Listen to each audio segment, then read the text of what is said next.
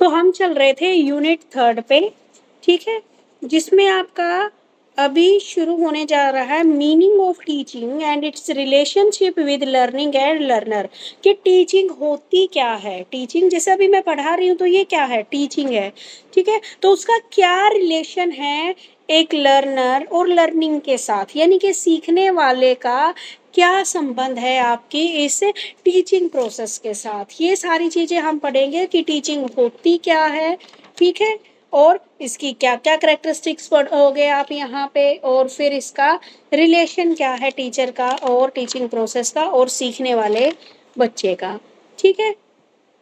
अगर मैं बोलूँ तो टीचिंग क्या होती है, टीचिंग आपकी जब एक व्यक्ति अपना ज्ञान दूसरों के सामने प्रस्तुत करता है या उसको समझाने की सिखाने की कोशिश करता है, तो इसी प्रोसेस को क्या बोला जाता है, टीचिंग बोला जाता है, ठीक है। तो इसको आज एक्सप्रेस करेंगी, प्रेजेंट करेंगी Preeti. Preeti, are you ready? Yes ma'am. Okay बेटा, स्टार्ट। हमारा आज का टॉपिक है meaning of teaching and its relationship between learning and learner, यानी शिक्षण का अर्थ और इसका अधिगम व अधिगमकर्ता से संबंध। तो पहले हम बात करते हैं टीचिंग की यानी शिक्षण की। तो टीचिंग एक ऐसा प्रोसेस है जिससे टीचर हेल्प करता है स्टूडेंट्स को नॉलेज गेन करने में, उनकी स्किल्स गेन करने में, उनका प्रॉपर बिहेवियर डेवलप करने में, यानी उनकी पूरी ओवरऑल डेवलपमेंट में टीचर का बहुत बड़ा रोल होता है। टीचिंग एक जटिल सोशल और मनोवैज्ञानिक क्रिया है जिसका रिलेशन दोनों से होता है, यानी स्टूडेंट और टीचर इसके अंदर दोनों पार्टिसिपेट करते हैं और दोनों ही एक दूसरे को प्रभावित करते हैं। टीचिंग के प्रोसेस में ना 4 बिंदु होते हैं। जैसे पहला होता है, इसके अंदर 4 जो मेन होते हैं जिनके बिना टीचिंग हो ही नहीं सकती, तो वो है टीचर यानी शिक्षक, टीचिंग यानी शिक्षण, लर्निंग यानी सीखना, और लर्नर या स्टूडेंट यानी शिक्षार्थी। ठीक है, तो अब हम इसके आगे बात, टीचिंग क्लियर है आप सबको क्या होती है?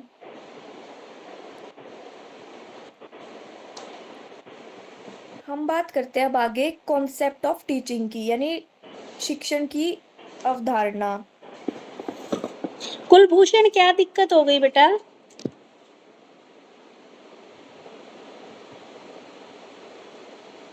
कुलभूषण,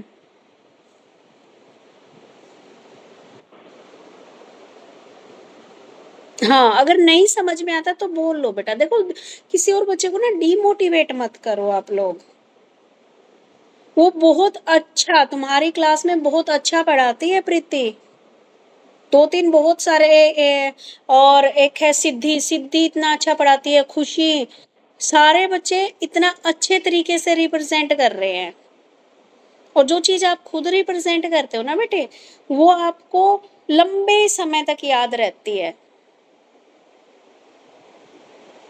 तो कोई अगर दिक्कत किसी को नहीं भी है ना? कुछ भी हाँ प्रॉब्लम हो तो जी। वो अपना हैंड रेज कर सकता है, मैं उसको दोबारा एक्सप्लेन कर दूंगी।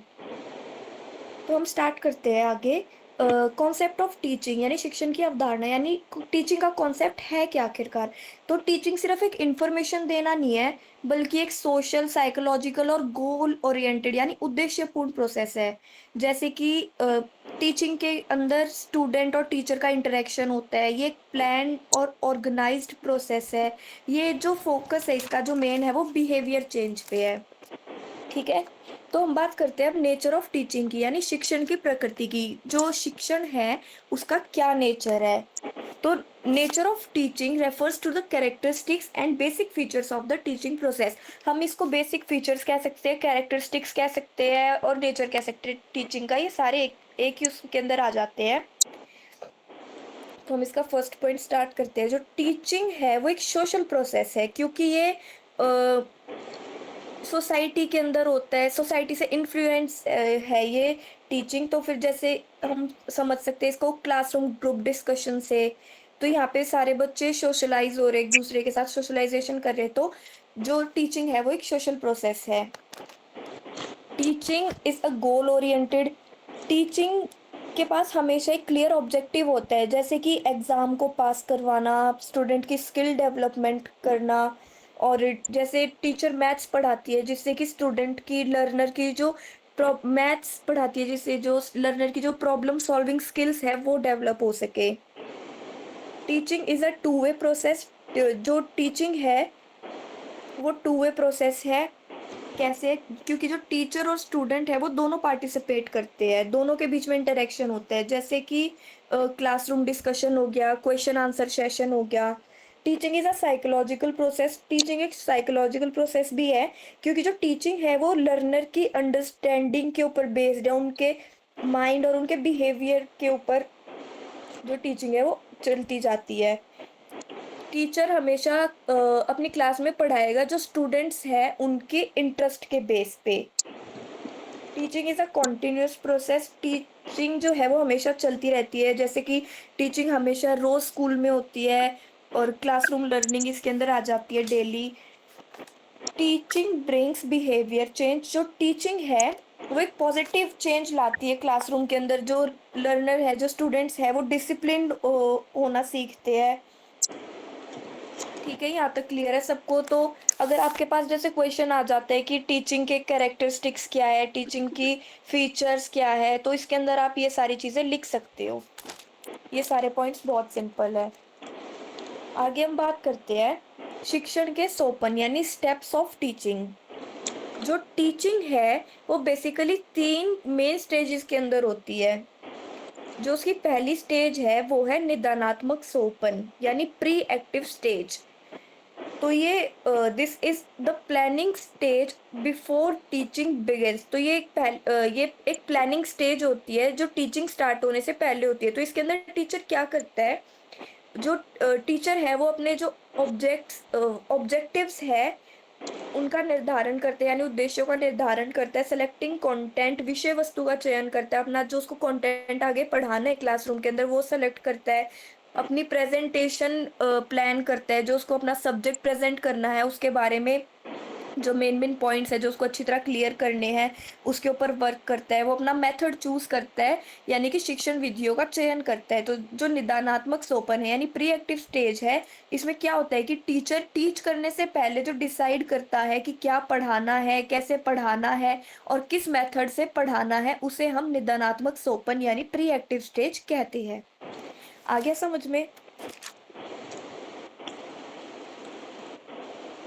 जो हमारा सेकंड स्टेज है इसके अंदर वो है उपचारात्मक सोपान यानी इंटरैक्टिव स्टेज। तो इसका क्या है? ये एक एक्चुअल टीचिंग प्रोसेस होता है जो क्लासरूम के अंदर चल रहा होता है। तो इसके अंदर क्या होता है, जो टीचर होता है वो क्लासरूम ऑब्जर्व करता है, वो जो स्टूडेंट्स की अंडरस्टैंडिंग होती है उनको समझता है, उनके ऊपर ध्यान देता है, वो प्रेजेंटेशन कर देता है, जो उनका सब्जेक्ट है उनको प्रेजेंट करता है, वो इंटरेक्शन करता है स्टूडेंट्स के साथ, उनसे बातचीत करता है, उनको पढ़ाता है, उनसे क्वेश्चन पूछता है और रेनफोर्समेंट यानी देना, वो पुनः बलन देता है। यानी इसके अंदर क्या होता है, जो टीचर है वो एक्सप्लेन करेगा टॉपिक को, अपने क्वेश्चंस पूछेगा और फीडबैक देगा। जो ये जो एक स्टेज है ये वो स्टेज होती है जिसके अंदर जो टीचर होता है वो क्लासरूम के अंदर टीच कर रहा होता है। ठीक है, ये वाली स्टेज क्लियर है? हमारी जो अब लास्ट स्टेज होती है वो होती है मूल्यांकन सोपान, मूल्यांकनात्मक सोपान यानी पोस्ट एक्टिव स्टेज। इसको हम इवेल्युएशन भी बोल सकते हैं। तो ये जो स्टेज है इसके अंदर चेक करते हैं कि जो लर्निंग है, जो उसके परिणाम है उनकी जांच होती है। तो इसके अंदर क्या होता है कि जैसे व्यवहार में परिवर्तन देखना, जो पढ़ाने के बाद जो स्टूडेंट्स का बिहेवियर है उनके अंदर पॉजिटिव चेंज आया है या फिर नेगेटिव चेंज आया है वो देखा जाता है। उनके टेस्ट लिए जाते हैं, एग्जाम्स होते हैं, जिससे कि वो ये समझ सके कि जो टीचर ने उनको पढ़ाया है वो उनको क्लियर है भी अच्छी तरह या नहीं है, किस बच्चे को किस जगह पे क्या प्रॉब्लम आ रही है। तो इससे जो क्या होता है, जो टीचर होता है वो अपनी शिक्षण विधि यानी टीचिंग मेथड के अंदर भी सुधार करता है। तो ये जो है ये 3 स्टेजेस है टीचिंग के। अगर आप इसको बुकिश लैंग्वेज से पढ़ोगे तो ये थोड़ा डिफिकल्ट है, पर आप इसके अगर अपने तरीके से छोटे छोटे पॉइंट्स बनाओगे तो ये अच्छी तरह मतलब समझ में आने वाले टॉपिक है। ठीक है, तो अब हम बात करते हैं मेन फैक्टर्स अफेक्टिंग टीचिंग की। जो टीचिंग है उसको क्या क्या फैक्टर अफेक्ट करते हैं। तो फिर जो पहला फैक्टर है वो क्या, जैसे फैमिली एंड सोशल इन्वायरमेंट, पारिवारिक एवं सामाजिक वातावरण ये अफेक्ट करता है टीचिंग को। अगर सपोर्टिव फैमिली होगी तो जो लर्निंग है वो इम्प्रूव होगी।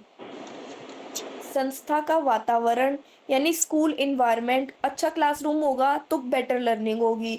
अगर क्लासरूम अच्छा नहीं होगा मतलब साफ-सफाई नहीं होगी, धूल-मिट्टी ज़्यादा होगी, शोर ज़्यादा हो रहा होगा तो बच्चों को बहुत ज़्यादा डिस्ट्रैक्शन होगी, तो वो अच्छी तरह पढ़ ही नहीं पाएँगे।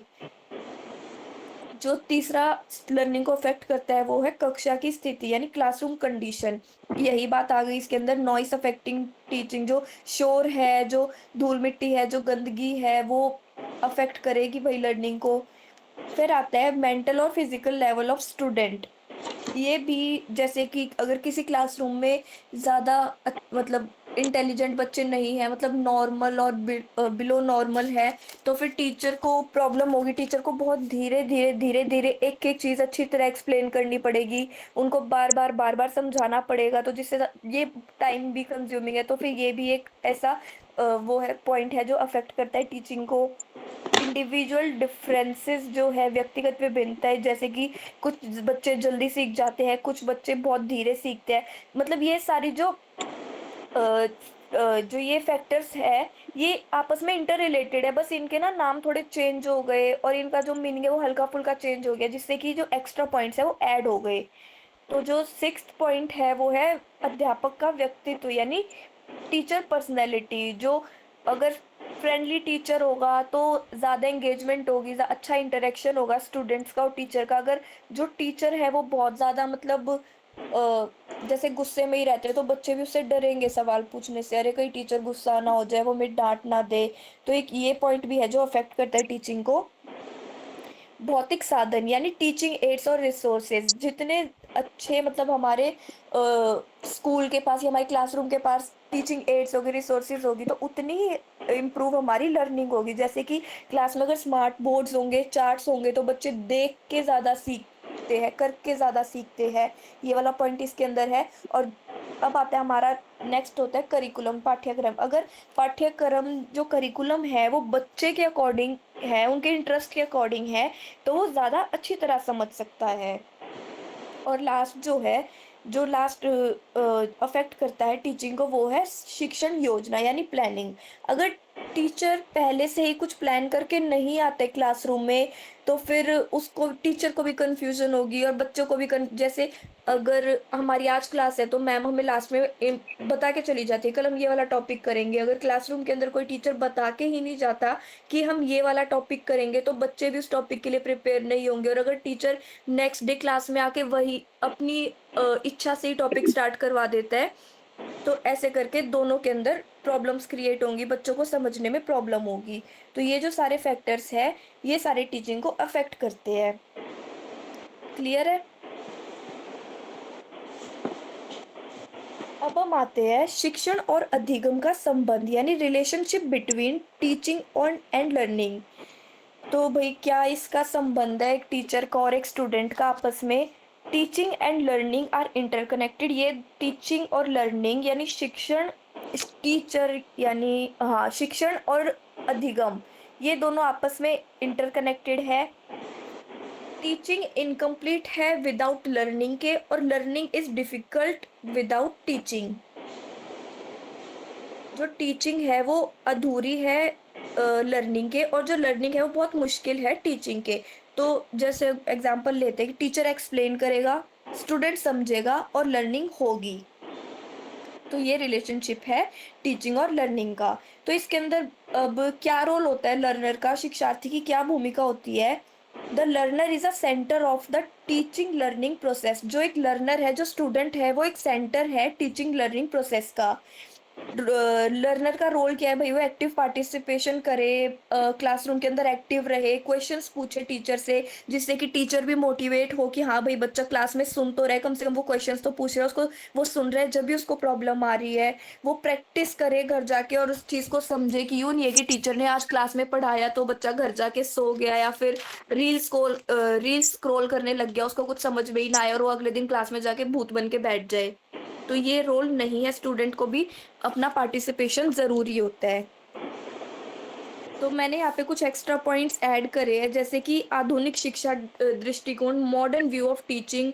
तो एक तो ओल्ड मेथड है, जैसे कि पहले जो टीचिंग होती थी वो टीचर सेंटर्ड होती थी, यानी कि सिर्फ जो टीचर होता था वो क्लासरूम में आता था, लेक्चर देता था और चला जाता था, उसको बच्चे को क्या समझ आ रहा है क्या नहीं आ रहा उससे कुछ मतलब नहीं होता था।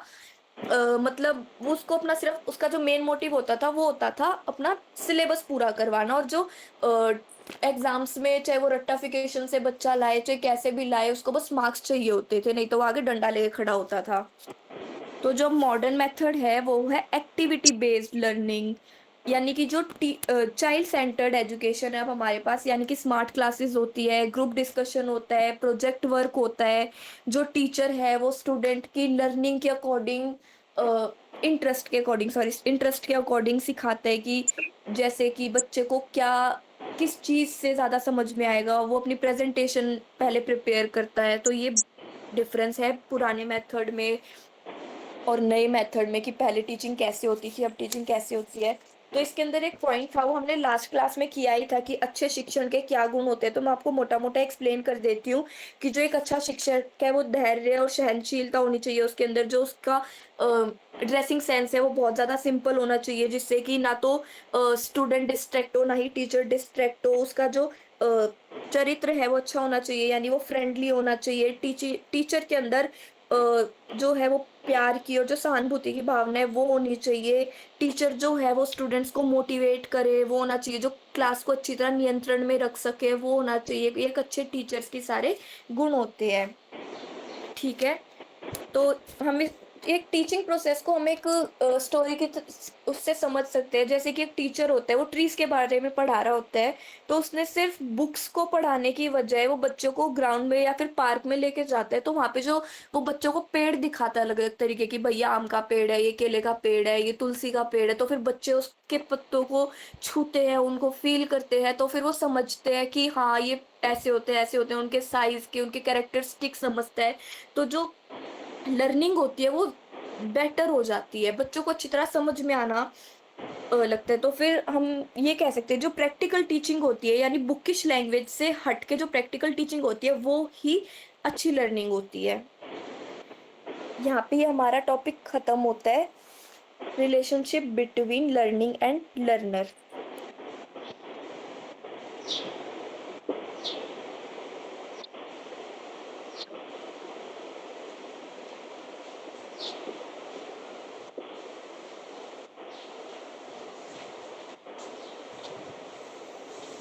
Thank you guys, thank you so much. अगर किसी को कुछ भी पूछना हो तो फिर वो अपना हैंड रेज कर सकते हैं, हम उसको दोबारा एक्सप्लेन कर दूंगी अगर किसी को भी कुछ भी प्रॉब्लम हो किसी भी टॉपिक में तो।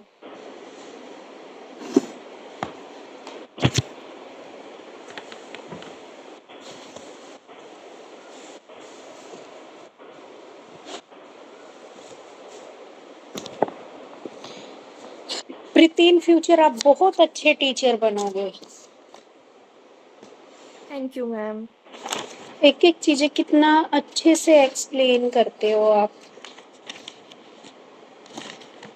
तो बेटा देखो, ये था आपका टीचिंग का कि टीचिंग क्या होती है। तो टीचिंग में कुछ स्टेप इन्होंने बताए। टीचिंग की कुछ स्टेजेस होती है, जैसे होती है एक प्री एक्टिव, एक इंटरेक्टिव एंड एक पोस्ट एक्टिव। इंटरेक्टिव में इन्होंने बताया, मान लीजिए आप टीचर हो, क्लास में जाने से पहले आप ये प्रिपेयर करते हो, आज मुझे क्या पढ़ाना है, कहाँ से पढ़ाना है, कौन सा टॉपिक का पढ़ाना है, क्या मेरा लेसन प्लान रहेगा, मैं कैसे पढ़ाऊंगा। तो ये सारी चीज़ें किस में आती है, आपकी इंटरेक्टिव स्टेज में। एक सॉरी, इंटरेक्टिव नहीं, प्री एक्टिव स्टेज में, यानी कि क्लास में जाने से पहले जो आप प्रिपरेशन करते हो। उसके बाद इंटरेक्टिव, जब आप क्लास में चले जाते हो, आप बच्चों के साथ पूछते हो, उनकी प्रीवियस नॉलेज टेस्ट करके देखते हो, ठीक है। यानी कि जब आप क्लास के दौरान पढ़ा रहे होते हो, तो वो उस टाइम पे जो जो काम होते हैं, जो जो टास्क होते हैं, वो होते हैं आपके इंटरेक्टिव स्टेज में। और उसके बाद बात आती है आपकी पोस्ट एक्टिव। पोस्ट एक्टिव या इवेल्युएशन स्टेज भी आप इसको बोलते हो। यानी कि आपने जो पढ़ा दिया, आपने क्लास में लेक्चर दे दिया, लेक्चर देने के बाद टीचर आप लोगों से पूछता है, क्वेश्चनिंग करता है, ठीक है। आपको इवेल्युएट करके देखता है कि भाई कितना आप लोगों को समझ में आया, कितना नहीं आया, बार बार आपसे पूछ रहा है टीचर, ठीक है। कि भाई आपको समझ आ गया नहीं आया, फिर अगर आ गया तो वो क्वेश्चन पूछता है कि भाई इसका मतलब बताइए। ठीक है, तो ये 3 स्टेजेज होती हैं हमारी टीचिंग की। और एक बात इन्होंने बताई कि बिना टीचिंग के आपकी लर्निंग कंप्लीट नहीं होती। मान लीजिए आपको पढ़ाने वाला कोई टीचर नहीं है, एक तो सब्जेक्ट होता है जो आपको समझ में आ जाएगा, या फिर ये मान लो कोई भी नहीं पढ़ाएगा तो आप रट्टाफिकेशन से पास हो जाओगे, लेकिन जो नॉलेज है वो आप गेन नहीं कर पाओगे। इसलिए क्या है, आपकी लर्निंग के लिए टीचिंग जरूरी, क्योंकि क्लास में टीचर आता है, आपको समझा के जाता है, 2 बातें आप सीखते हो, तो वो क्या कहलाती है आपकी की टीचिंग लर्निंग प्रोसेस। ठीक है, तो ये है आपकी टीचिंग लर्निंग प्रोसेस की टीचिंग लर्निंग क्या होती है। लर्निंग में आप लोग सीख रहे होते हो, टीचिंग में टीचर जो सारी चीजें आपको सिखा रहा होता है, ये सारी चीजें आपकी होती हैं। और जो आपकी टीचिंग लर्निंग प्रोसेस है ना, वो ट्राइपोलर होती है। ट्राइपोलर यानी कि 3 चीजें होनी चाहिए, एक तो टीचर, एक स्टूडेंट और एक आपका कैरिकुलम। 3 चीजें ये होती हैं, यानी कि टीचर आता है, क्लास में पढ़ा के जाता है, अगर कोई पढ़ने वाला नहीं होगा तो आपकी टीचिंग लर्निंग प्रोसेस नहीं होगी। ठीक है, यानी कि आप जब भी पढ़ते हो तो ट्राइपोलर इसको बोला गया है। टीचिंग गोल होना चाहिए, learning experience, change in behaviour, ये बात बोली है। आप इसको क्या क्या ले सकते हो, एक सिरे पे आप टीचर को ले सकते हो, दूसरे पे आप किसको ले सकते हो, स्टूडेंट को, और तीसरे आपका स्टडी मटेरियल। देखो टीचिंग लर्निंग प्रोसेस तभी कंप्लीट हो गई अगर आप लोग अगर यहाँ पे नहीं हो। ठीक है, तो क्या टीचिंग कंप्लीट होएगी मेरी? नहीं होएगी, क्योंकि सुनने वाला कोई है ही नहीं। अब मान लीजिए मैं क्लास में नहीं हूँ, खाली आप लोग हो, तब भी टीचिंग नहीं होएगी। ठीक है, अगर हम दोनों हैं और हमारे पास टीचिंग के लिए कोई मटेरियल ही नहीं है, तो हम कितनी देर बिना बुक के या बिना किसी चीज के बोल पाएंगे? तब भी हमारी टीचिंग कंप्लीट नहीं होएगी। तो हमारी क्या होती है टीचिंग, एक ट्राइपोलर एक्टिविटी होती है, जिसमें टीचर का रोल होता है, स्टूडेंट का रोल होता है, और तीसरा आपका जो भी स्टडी मटेरियल है, आपका टेक्स्ट बुक जो भी है, जो भी कैरिकुलम है, उसका रोल होता है। ठीक है, तो ये था आपका ओवरऑल टीचिंग और लर्निंग के बारे में। फिर इन्होंने बताया था कि टीचिंग का और लर्निंग का क्या रिलेशन है। भाई रिलेशन में सबसे पहला ही पॉइंट ये था कि बिना टीचिंग के आपकी लर्निंग कंप्लीट नहीं होती है, आपके बिहेवियर में चेंज नहीं होता है, आपकी बिना टीचिंग के आपकी जो लर्निंग है वो इफेक्टिव तरीके से नहीं होती है। ठीक है, लर्निंग के कुछ क्या होते हैं, प्रिंसिपल्स होते हैं। ठीक है, और टीचिंग के भी कुछ प्रिंसिपल्स होते हैं, टीचिंग के प्रिंसिपल्स के अकॉर्डिंग आपको पढ़ाया जाता है। जो आपके स्पेसिफिक ऑब्जेक्टिव्स होते हैं, उनके प्रति व्यवहार, आपकी ऑडियो वीडियो उपकरण, इन सभी का उद्देश्य होता है। ठीक है, ताकि आप अच्छे से लर्निंग कर पाए। ठीक है, तो टीचिंग और लर्निंग एक दूसरे के साथ रिलेटेड है। बिना टीचिंग के आप लर्निंग नहीं कर सकते, और लर्निंग भी क्या है, आपके टीचिंग का ही एक पार्ट है। ठीक है, तो ये बताया गया आपका टीचिंग लर्निंग प्रोसेस के रिलेशन के बारे में। किसी को कोई डाउट है तो आप पूछ सकते हो, नहीं तो फिर हम नेक्स्ट टॉपिक पे शिफ्ट होते हैं। ठीक है बेटा, नेक्स्ट है आपका सोशलाइजेशन एंड लर्निंग, समाजीकरण और अधिगम क्या होता है। अभी आपने टीचिंग लर्निंग का पढ़ा था, अब आप पढ़ोगे सोशलाइजेशन एंड लर्निंग, समाज और सीखने के बीच में क्या वो है। Understanding influence and factor that shape learner identity, अधिगमकर्ता की पहचान को मूर्त रूप देने के लिए प्रभाव तथा कारकों की समझ। यानी कि सबसे पहले सोशलाइजेशन का हमारी लर्निंग में क्या महत्व है, किस प्रकार एक समाज हमारे एक बच्चे को, यानी कि लर्नर कौन है, आप लोग लर्नर हो, ठीक है, सीखने वाले हो, तो किस प्रकार सोसाइटी आपको प्रभावित करती है और आपकी आइडेंटिटी को एक शेप देती है, उसके बारे में हम यहाँ पे पढ़ेंगे। ठीक है, तो किसको दिया था खुशी? Yes ma'am. रेडी हो बेटे? Yes ma'am. ओके, बताइए। So socialization is the process with the help of that a living organism change into a social being. तो मैम सोशलाइजेशन एक ऐसा प्रोसेस है जिससे एक लिविंग ऑर्गेनिज्म सोशल ऑर्गेनिज्म बनता है, सोशल बीइंग बनता है, सामाजिक प्राणी बनता है। और एक लाइफ लॉन्ग प्रोसेस है, यही नहीं कि खाली सिर्फ बच्चा फैमिली से या फिर स्कूल में जाकर ही सोशलाइजेशन सीख रहा है, नहीं, सोशलाइजेशन वो अपनी लाइफ लॉन्ग सीखता है। जैसे कि सोसाइटी से सीखता है, स्कूल वगैरह हो गए, जैसे कोई बड़े की बात करें तो फिर वो जैसे कहीं जॉब के लिए जाता है तो वहाँ पे वो जॉब के जितने भी रूल्स वगैरह रेगुलेशंस होते हैं उसको अडेप्ट करता है। या फिर रीसोशलाइजेशन भी एक चीज होती है, जैसे कि कोई कैदी है और वो मतलब काफी सालों की उसने जेल में रह के आया था, तो इसका मतलब ये नहीं कि बाहर आने के बाद वो सोशलाइज ही नहीं होगा, उसको दोबारा जिंदगी मौका देती है, समाज मौका देता है, वो सोशलाइज होने दोबारा सोशलाइज होता है। तो ये एक लाइफ लॉन्ग प्रोसेस है जिसमें परिवार, स्कूल, दोस्त, सोसाइटी, ये सब मिलकर एक लर्नर की आइडेंटिटी और पर्सनैलिटी को शेप करते हैं। बच्चा सबसे पहले घर से अब वैल्यूज वगैरह सीखता है, जैसे कि बड़ों का आदर करना, पैर छूना, नमस्ते करना। स्कूल से वो डिसिप्लिन सीखता है, दोस्तों से फिर कॉन्फिडेंस वगैरह सीखता है, और इस तरीके से बच्चे की कंप्लीट पर्सनालिटी डेवलप होती है सोशलाइजेशन के थ्रू। सोशलाइजेशन एक ऐसा प्रोसेस है जो व्यक्ति को सामाजिक दुनिया से जोड़ने का काम करता है, क्योंकि हम ह्यूमन बींग्स हैं, हम कभी भी मतलब ऐसे अकेले नहीं रह सकते, हमें सोशलाइज होना जरूरी है, और सोशलाइजेशन वही एक प्रोसेस है जो हमें इस दुनिया से जोड़ने का काम करता है। तो इसकी काफी सारी एजेंसीज हैं जो हमें हेल्प करती है सोशलाइज करने के लिए, जैसे कि फैमिली हो गई, society, school, neighbourhood, mass media, और मतलब मोटे मोटे यही सब चीजें हैं जो मतलब हमें सोशलाइजेशन में हेल्प करती हैं। अब जैसे सब पॉइंट्स से मैं एक एक डिस्क्राइब करते हुए चलती हूँ। सबसे पहले बात आती है फैमिली की, तो फैमिली ही सबसे पहला लर्निंग एनवायरनमेंट प्रोवाइड करता है बच्चे को। अभी हमने बात की कि बट हमें घर से सीखने को मिलता है कि बड़ों को रिस्पेक्ट करनी चाहिए, पैर छूने होते हैं, पोलाइटली बोलना होता है। घर घर ही वो जगह है जहाँ से हम शेयरिंग हैबिट भी सीखते हैं, अपने भाई बहनों से चीजें शेयर करके। फिर बच्चा स्कूल में जाता है तो स्कूल में वो डिसिप्लिन सीखता है, सोशल स्किल्स सीखता है, असेंबली में जैसे लाइन में खड़ा होना, ये डिसिप्लिन है, टाइम पे स्कूल पहुंचना, और ग्रुप प्रोजेक्ट बनाने में वो टीम वर्क होता है उनका। फिर आता है पेयर ग्रुप फ्रेंड्स, उसके फ्रेंड्स का भी बहुत बड़ा रोल होता है बच्चे की बिहेवियर और थिंकिंग को इन्फ्लुएंस करने के लिए। जैसे अगर कोई अच्छे फ्रेंड्स का ग्रुप होगा और वो पढ़ाई में बहुत अच्छे होंगे तो वो बच्चा भी ऑटोमेटिकली पढ़ाई में इम्प्रूव करने की कोशिश करेगा। लेकिन अगर फ्रेंड्स ही मतलब ऐसे आवारा टाइप हुए तो वो बच्चा भी फिर ऐसे आवारागर्दी में ही चला जाएगा।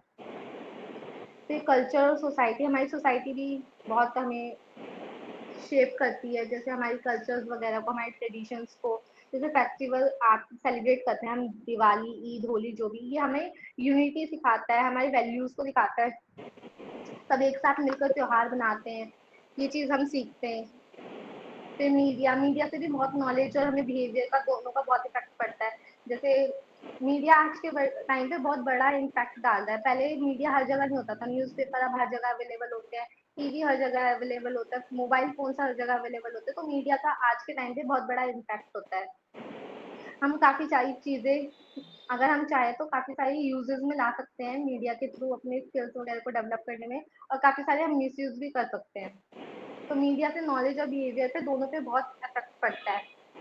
जैसे कि अगर हम बात करें तो यूट्यूब से हम काफी सारी चीजें सीखते हैं, किसी को कुकिंग सीखनी है तो वो सीख सकता है, कोई स्किल डेवलप करनी है तो वो हम यूट्यूब से सीख सकते हैं। और सोशल मीडिया से हम काफी लोगों को फॉलो करते हैं, उनको देख करके हम अपना बोलने का तरीका या फैशन इनको अडेप्ट करते हैं। तो ये चीज सोशलाइजेशन हुई। फिर रिलीजन भी मॉरल वैल्यूज और बिलीव्स को डेवलप करने में हेल्प करता है, जैसे रोजाना प्रेयर करना, नमाज पढ़ना या पूजा करना, ये डिसिप्लिन हमारे फेथ को दिखाता है। फिर चैरिटी में दान करना, ये दूसरों की हेल्प दिखाता है, मतलब हेल्पिंग नेचर को डेवलप करवाता है हमारी, कि हम दूसरों की कैसे किस तरीके से मदद कर सकते हैं। ये तो एजेंसीज की बात हो गई कि कैसे एक एजेंसी, ये सब एजेंसीज या ये सब फैमिली वगैरह कैसे हमें सोशलाइजेशन में हेल्प कर रही है। अब सोशलाइजेशन के कितने टाइप होते हैं, तो इसके दो टाइप होते हैं, एक प्राइमरी सोशलाइजेशन और एक सेकेंडरी सोशलाइजेशन। प्राइमरी सोशलाइजेशन की हमें सबसे पहले, प्राइमरी मतलब प्राथमिक सोशलाइजेशन, सबसे पहले हमें सोशलाइजेशन करने का मौका कहाँ से मिलता है, तो फैमिली इसमें आता है कि फैमिली से हम सबसे पहले सोशलाइजेशन सीखते हैं। फिर सेकेंडरी में हमारा आता है स्कूल, सोसाइटीज आ जाती हैं। तो और फिर इसके बाद ये दो टाइप्स हैं सोशलाइजेशन के, तो इसके दो टाइप्स और है, एक्टिव सोशलाइजेशन और पैसिव सोशलाइजेशन। एक्टिव सोशलाइजेशन में होता है कि बच्चा जहाँ पे डायरेक्ट इन्वॉल्व हो, डायरेक्ट बच्चा इन्वॉल्व हो वहाँ पर, मतलब पार्टिसिपेट करे, वो सोशलाइज हो। और जैसे कि हम बात करें स्कूल्स की, स्कूल्स में बच्चा डायरेक्ट इन्वॉल्व होता है, लेकिन पैसिव में बच्चा डायरेक्ट इन्वॉल्व नहीं होता। वो सोशलाइज हो रहा होता है लेकिन वो डायरेक्ट नहीं होता। जैसे मीडिया, हम यूट्यूब से काफ़ी चीज़ें सीखते हैं लेकिन हमारा डायरेक्ट इन्वॉल्वमेंट नहीं हो रहा होता। हम वहाँ पे अपना कोई ओपिनियन या व्यू नहीं रख रहे होते हैं, हम उस चीज़ को बस अडाप्ट कर रहे होते हैं वहाँ से। फिर अब इम्पोर्टेंस की बात आती है कि इम्पोर्टेंस क्या क्या है, तो इसके काफ़ी सारे इम्पोर्टेंस है। जैसे कि एक बच्चा जब जन्म लेता है तो मरने तक उससे वो सोशलाइज कर रहा ही होता है किसी ना किसी वे में। और सोशलाइजेशन हमारे कल्चर को, हमारी बिलीव्स को ट्रांसमिट करने का काम करता है एक जनरेशन से दूसरी जनरेशन में। इसके इससे हमारी सोसाइटी के जो भी सोशल सिस्टम्स हैं, कल्चर जनरेशन टू जनरेशन जाते रहते हैं। और चाइल्ड का ना कुछ खुद कोई व्यक्तित्व नहीं होता, वो सोशलाइजेशन के प्रोसेस के थ्रू उसका व्यक्तित्व बनता है। उसकी खुद की कोई पर्सनैलिटी नहीं होती, कोई भी बच्चे की खुद की पर्सनैलिटी नहीं होती। किसी कौन से एनवायरनमेंट में वो रह रहा है उस चीज पे डिपेंड करता है कि उसकी पर्सनैलिटी कैसी होगी। ये हम आइडिया भी लगा सकते हैं इस चीज का।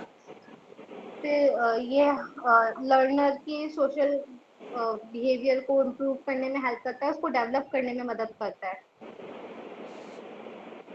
सोशलाइजेशन किसी भी इंसान को प्रिपेयर करता है ताकि वो एक ग्रुप में, एक सोसाइटी में फिट हो वहाँ के सोशल रोल के लिए।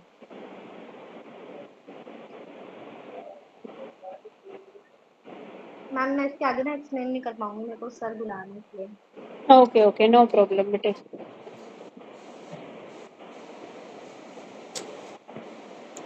Very good. आप लोगों ने भी किया है ना पहले सोशलाइजेशन का?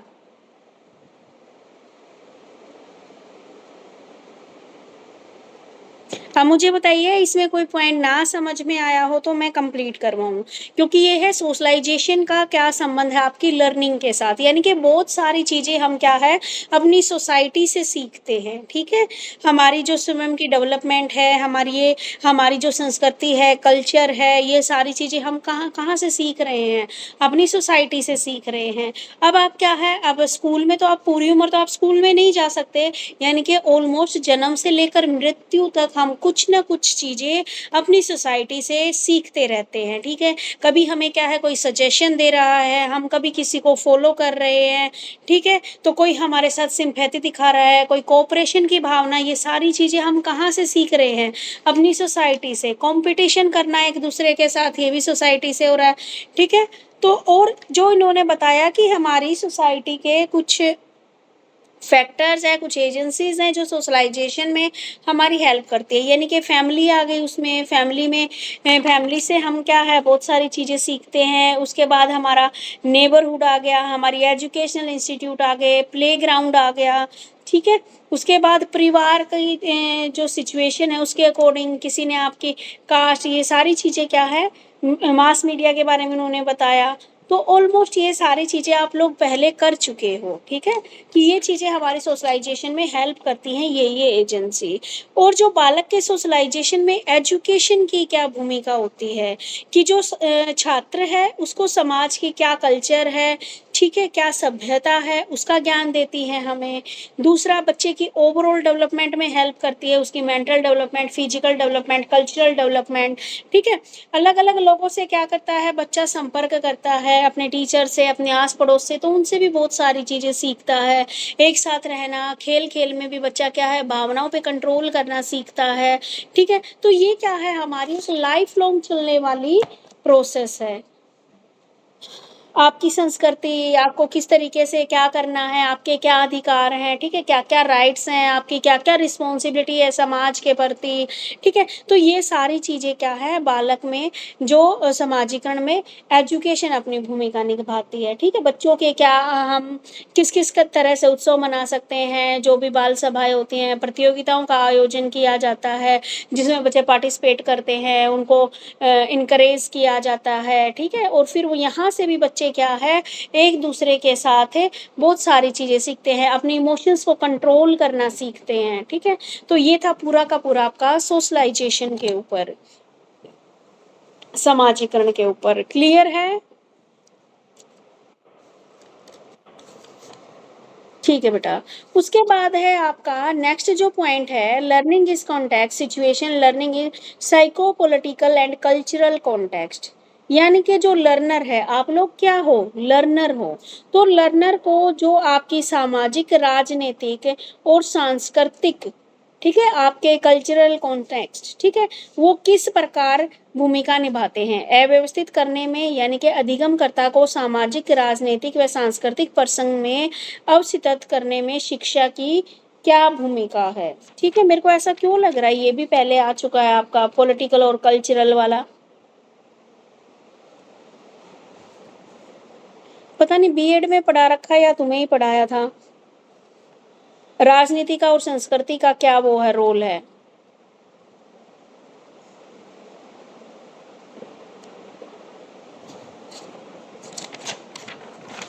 चलिए देखते हैं अब इसको।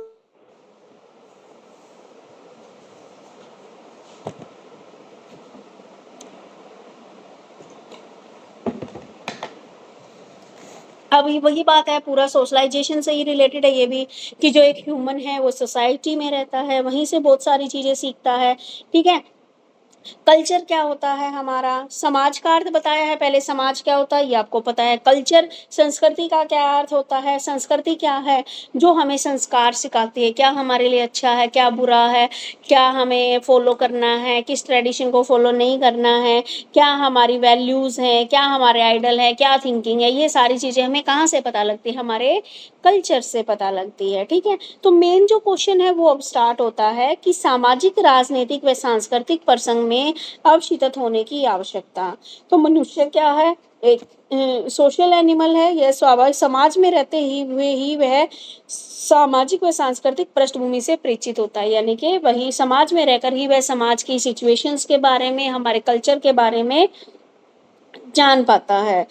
किसी भी व्यक्ति की जो पर्सनैलिटी है उसको डेवलप करने में, उसके जीवन का जो भी लक्ष्य है उसको प्रिपेयर करने में, उसका समाज और उसका कल्चर बहुत महत्वपूर्ण भूमिका निभाता है। ठीक है, और समाज भी मनुष्य से ये अपेक्षा करता है कि वह भी समाज के लिए कुछ करे। ठीक है, जो जो वैल्यूज, आदर्श उसने सिखाए हैं उनको वो अपने तक ही सीमित ना रखे, आगे आने वाली पीढ़ी में भी इसको ट्रांसफर करे। अब उसके बाद बात आती है आपकी सामाजिक, राजनीतिक और सांस्कृतिक प्रसंग से परिचित होने के लिए एजुकेशन का क्या रोल है। तो एजुकेशन का क्या रोल है भैया आपका, आप एट प्रेजेंट जिस भी इन्वायरमेंट में आप रहते हो, तो एजुकेशन क्या है, एक सामाजिक कार्य समझा जाता है। हाँ जी, एजुकेशन क्या है, एक हमारा सोशल वर्क है। ये एक ऐसी प्रोसेस होती है जिसमें आप सोशल और कल्चरल जीवन के साथ क्या कर सकते हो, आप तालमेल बिठाते हो, बैलेंस करते हो। मनुष्य जन्म समाज में जन्म लेता है और समाज में ही कार्य करते हुए वह एक दिन चला जाता है। ठीक है, तो मनुष्य को जो भी आपकी सोशल है, पॉलिटिकल है, जो भी कल्चरल है, उसे परिचित कराने में आपकी एजुकेशन की बड़ी भूमिका होती है। देखो भाई क्या क्या बताया गया है, आप जितने भी सोसाइटी के लिए काम करते हो वो क्या है, मनुष्य सामाजिक जीवन व्यतीत करने की कला सिखाता है। यानी कि जब आप सोसाइटी के काम में भाग लेते हो, ठीक है, किसी भी सोसाइटी के इवेंट में या सामाजिक कार्य में आप भाग लेते हो, तो ये क्या है, आपको एक सोशलाइज्ड जीवन जीने की कला सिखाता है। दूसरा, बच्चे फॉलो अप करने की, नकल उतारने की, अपने बड़ों को देखते हैं, अपने आस पड़ोस के बिहेवियर को देखते हैं और फिर वही बात वो बच्चे रिपीट करते हैं, तो अनुकरण की प्रवृत्ति यहाँ से आती है। संस्कृति की शिक्षा भी हम यहीं से ग्रहण करते हैं। फॉर्मल एजुकेशन भी व्यक्ति को इस कार्य में मदद करती है। फॉर्मल जैसे अब आप लोग पढ़ रहे हो कॉलेज में, स्कूल में, ये फॉर्मल एजुकेशन है। तो ये भी क्या है, आपके अंदर सामाजिक और राजनीतिक और कल्चरल, इन सारी तीनों चीज़ों को डेवलप करने में हेल्प करते हैं। ये आपकी इंटेलेक्चुअल डेवलपमेंट करते हैं, जिससे आपको पता लग सके कि कौन सी चीज़ आपके लिए अच्छी है, कौन सी चीज़ आपके लिए अच्छी नहीं है। ठीक है, अब इसने बताया कि सोशलाइजेशन करने में हम प्राइमरी और सेकेंडरी दो तरह के चीज़ों का उपयोग करते हैं, और अनौपचारिक संस्था द्वारा भी होता है। यानी कि जरूरी नहीं कि हम हमारी फॉर्मल वे में, इनफॉर्मल वे में भी हमारे अंदर ये सारी चीज़ें डेवलप होती हैं। ठीक है, इनफॉर्मल में जैसे आप अपने आस पड़ोस से भी चीज़ें सीख रहे हो, ठीक है, आप अपने रिश्तेदारों से भी सीख रहे हो। ठीक है, और फॉर्मल एजुकेशन होती है जो आप स्कूल से ले रहे हो। ठीक है। तो इस प्रकार ये जितनी भी एक्टिविटीज़ की जाती हैं आपके एनवायरनमेंट में, ये इन सब का ऑब्जेक्टिव क्या है, आपका सोशलाइजेशन करना है। इस प्रकार एक व्यक्ति के अंदर क्या होता है, कोऑर्डिनेशन की भावना आती है आपके अंदर। दूसरा, आपके अंदर डिसिप्लिन की भावना आती है, सोशल कॉन्शियसनेस की भावना आती है। और ये सारी चीज़ें आप फॉर्मल और इनफॉर्मल दोनों तरीकों से सीखते हो। फॉर्मल आप स्कूल में जाकर ये बातें सीख रहे हो, और इनफॉर्मल आप अपनी सोसाइटी से ये बातें सीख रहे हो। इस प्रकार क्या है, बच्चे के अंदर बहुत सारे कल्चरल्स वैल्यूज, ये सारी चीजें क्या है, उसको समझ में आ जाती हैं। तो एक बच्चे के अच्छे सोशल और कल्चरल प्रभाव को ग्रहण करने के लिए ज़रूरी है कि बच्चे का जो स्कूल का एनवायरनमेंट है वो बहुत सारा अच्छा हो, बच्चे का जो फैमिली है वो आइडल उसके सामने प्रस्तुत कर सके, यानी कि उसमें प्रेम हो, लड़ाई झगड़े ना हो, बच्चा अधिक से अधिक को करिकुलम एक्टिविटीज़ में पार्टिसिपेट करता हो, सोशल व कल्चरल परिवेश के अनुरूप हो। और ये सारी चीज़ें क्या बताई गई हैं, एक बच्चे के अंदर सोशल और पॉलिटिकल और कल्चरल डेवलपमेंट में हेल्प करती हैं। ठीक है, कुछ भी पॉइंट नया नहीं था, सारा का सारा सोशलाइजेशन से रिलेटेड था। और ये जो पहली वाली बुक में भी था और यहाँ पे भी है, तो इसको एक ही जगह याद कर लेना, सोशलाइजेशन के पॉइंट को बार बार याद करने की ज़रूरत नहीं है। समझ में आ गया?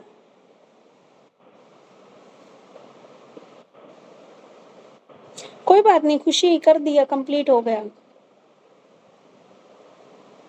ठीक है, तो बार बार एक ही चीज को मत करना, जहां जहां पर आपको सेम सेम पॉइंट लगे वो वहीं से याद कर लेना। अब इसमें शायद एक क्वेश्चन रह गया था, नॉलेज वाला, स्किल वाला हो गया था। ज्ञान क्या होता है? ठीक है, ज्ञान प्राप्ति के विभिन्न तरीकों और विधियों का वर्णन कीजिए। जस्ट ये टॉपिक रहता है, पेज नंबर 63 पे निकाल लीजिए।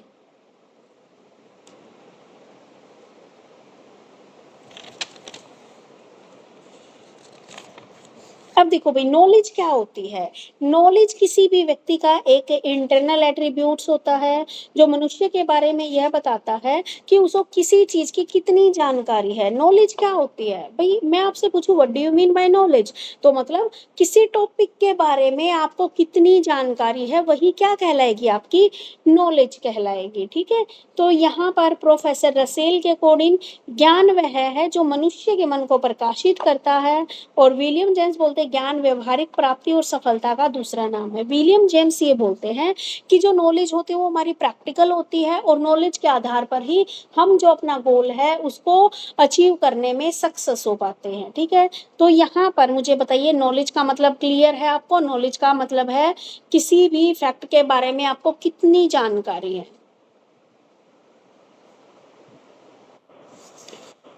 ठीक है, उसके बाद बात आती है method of acquiring knowledge. Knowledge को प्राप्त करने के कौन कौन से तरीके हैं? अब नॉलेज का पता लग गया, किसी तुम्हारे कोई भी चीज है उसके बारे में कितनी जानकारी है। अब वो जानकारी कैसे हासिल करोगे? अब तुम्हें खुद नॉलेज ग्रहण करनी, तो आप किस किस तरीके से करोगे? प्रभावित व्यक्ति से ज्ञान। प्रभावित व्यक्ति से ज्ञान मतलब जिस पर व्यक्ति अपनी कोई समस्याओं का समाधान, हम जानते हैं कि इतिहास ज्ञान प्राप्त करने का श्रेष्ठ साधन है। जिस पर व्यक्ति अपनी कई समस्याओं के समाधान के लिए आश्रित रहता है, अपने बुजुर्गों की संस्कृति और रीति रिवाज को अपना लेता है। लेकिन ये सत्य नहीं है, इतिहास से ग्रहण करते हैं वह सब कुछ सही और वैध है। अगर हम इतिहास के पन्नों को दोबारा खोलें तो हम पाएंगे कि सदियों से चले आ रहे सिद्धांत गलत है, जिसकी वजह से उन्हें नकार दिया गया। इसलिए इतिहास से हमें ज्ञान लेने समय सही और गलत।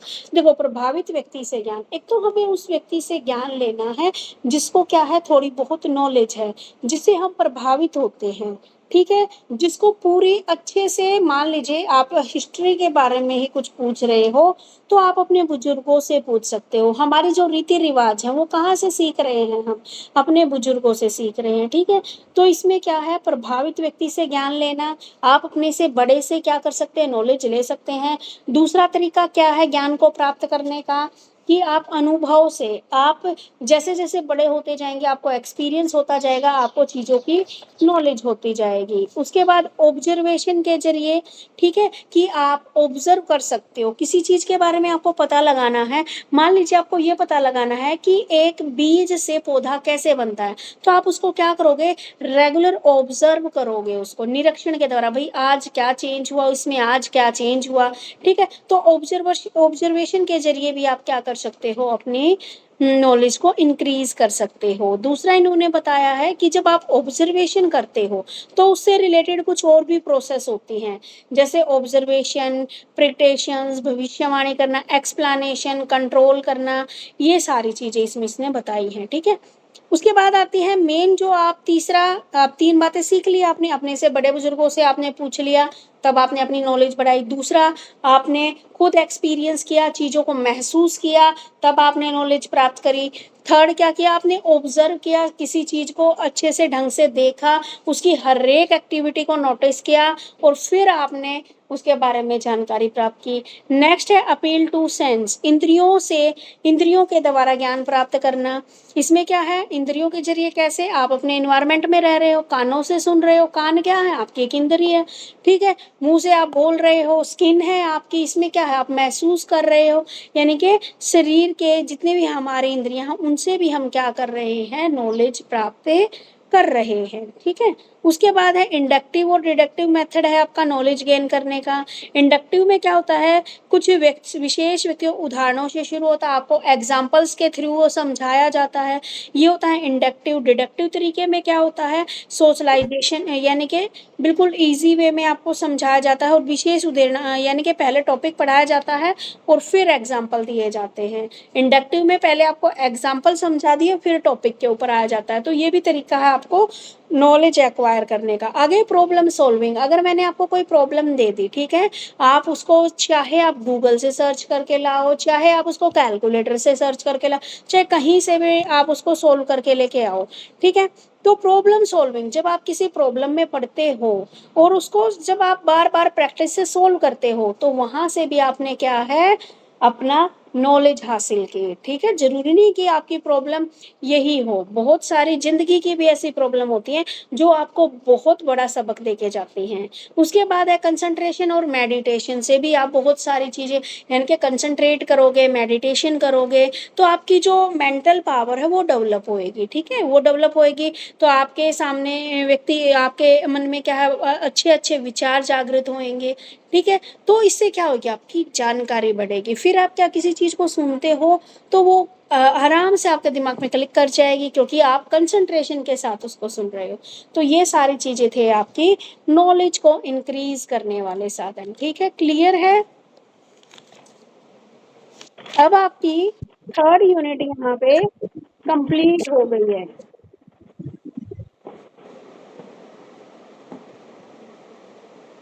Knowledge and curriculum. एक मिनट रुक जाओ, मेरे को ना आज उनकी बुक में प्लस बीएड सेकेंड ईयर को नॉलेज एंड कैरिकुलम वाला ही चैप्टर स्टार्ट कराना है।